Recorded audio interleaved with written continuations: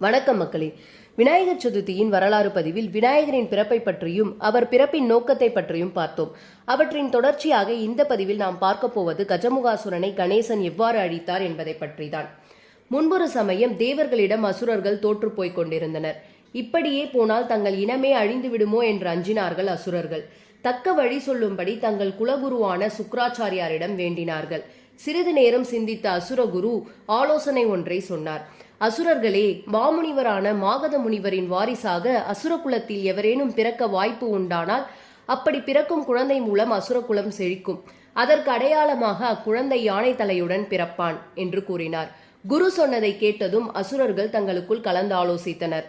தங்கள் இனத்திலேயே அழகான விபுதை என்பவளை மாகத முனிவருக்கு பணிவிடை புரியும்படி அனுப்பி வைத்தனர். மாதவம் புரிந்து கொண்டிருந்த மாகத முனிவருக்கு அல்லும் பகலும் பணிவிடைகள் செய்தால் விபுதை. ஆனாலும் மாகதர் அவளை ஏறெடுத்தும் பார்க்காமல் போகவே யோசித்த விபுதை அவரை கணவராக அடைய வேண்டும் என வேண்டி தவம் புரிந்தாள். அவள் தவத்தின் பலனாக நீண்ட காலத்துக்கு பின் கண்விழித்த மாகத முனிவர் விபுதையை திருமணம் செய்து கொண்டார்.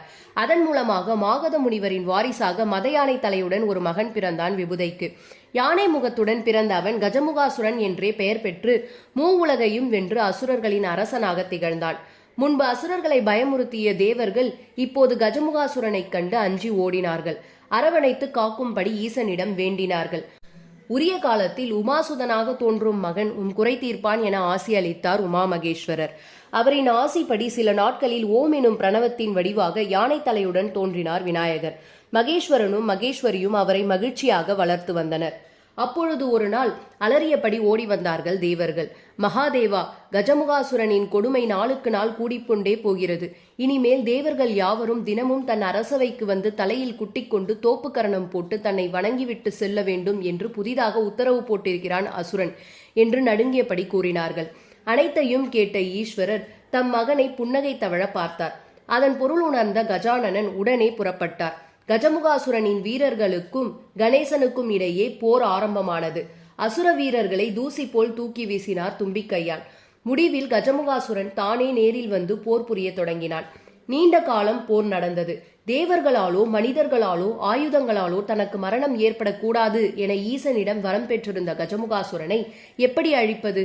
கனநேரம் யோசித்த கணநாதன் ஒரு முடிவுக்கு வந்தார். சட்டென தன் தந்தங்களில் ஒன்றை ஒடித்து எறிந்தார். அது கஜமுகனின் கதையை முடித்துவிட்டு மீண்டும் கணபதியிடமே வந்து சேர்ந்தது. பூமாரி பொழிந்தார்கள் தேவர்கள்.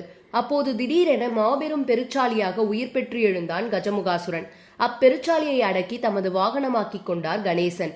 கஜமுகாசுரனை அழித்த கஜமுகனை பணிந்தார்கள் அனைவரும்.